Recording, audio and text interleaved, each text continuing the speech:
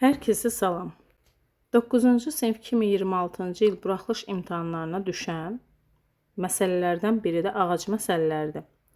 Çox vaxt aparıcı oldu, çoxlarını düşündürən oldu.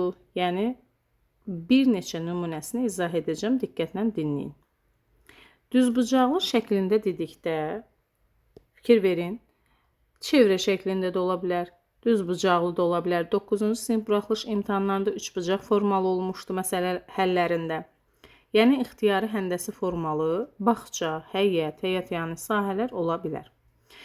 Düzbucaq çəkirik, düzbucaqlı formalı bağçanın eni 48 metr, uzunu 72 metrdir və buradan bilirik ki, həndəsi formaya uyğun olaraq düzbucaqlının qarşı tərəfləri bir-birinə bərabərdir. 48-in qarşısı da 48 metr.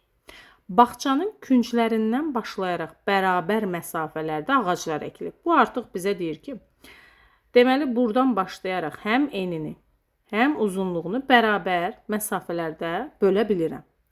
Deməli biz nə tapırıq? Əbub və aradakı məsafəni tapmış oluruq. İkinci sualın cavabı. Yəni ağaclar arasındakı məsafə ən çox neçə metrdir? Deməli əbub həm 48-in, həm də 72-nin bölündüyü ən böyük ortaq böləni tapıram. Bərabərdir. Bir neçə izahımdan, yəni əvvəldə qeyd eləmişəm, əbub və əkobun məntiqi yolla, yəni asan və qısa şəkildə necə tapırıq, onun izahını vermişəm. Diqqətlə dinləyin.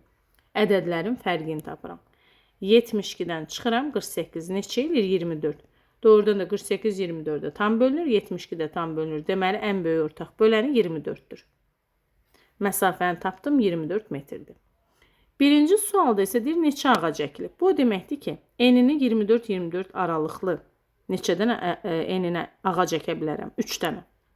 2 dənə daha doğrusu. 48-i bölürəm. 24-də eləyir 2. Deməli, eninə 2 ağac, digər qarşı tərəfinə də 2 ağac, uzununa 72-ni, bura qeyd edəcəm, bölürəm 24-də eləyir 3. 3 ağac da uzunluğuna cəmi neçə ağac əkilibdir dedikdə 2 plus 2 plus 3 plus 3 cəmi 10 ağac əkilib. İkinci üsulu deyərəm ən asan yolla.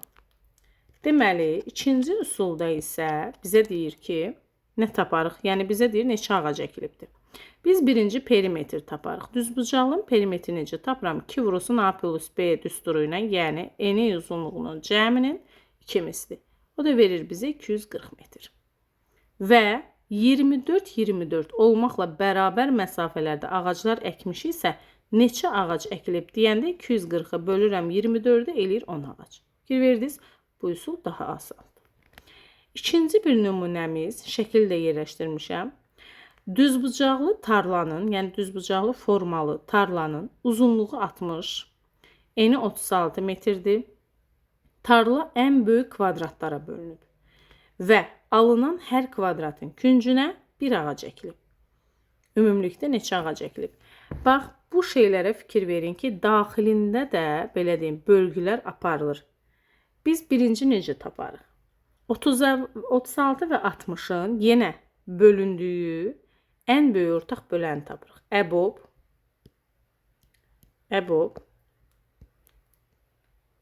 36 və 60. Yenə necə tapacağıq? Asan yolunu öyrətmişəm. Fərqini tapıram. 60 çıx 36 bərabərdir 24. Əgər tapdığımız ədədə heç biri bölünmürsə, demişəm həmin ədədin yarısını tapın, bölünəcək 12. 60-a tam bölünür, 36-da 12-yə tam bölünür. Deməli, əbub neçədir? 12. Yəni 12 olmaqla bölünür. Fikir verin, 36-nı 12-yə böləndə neçə olur? Enində nə qədər hissələrə yəni bölmüş olursan? 3. Belə də 12-yə böləndə uzunluğu olur 5 ağac, düzdür? Və plus 1 şəklində yazacağım. Niyə? Fikir verirsiniz ağaca. 1, 2, 3, 4, 5 və 6. Çünki burada bizə deyir ki, alınan hər kvadratın küncünə də bir ağac əkilir.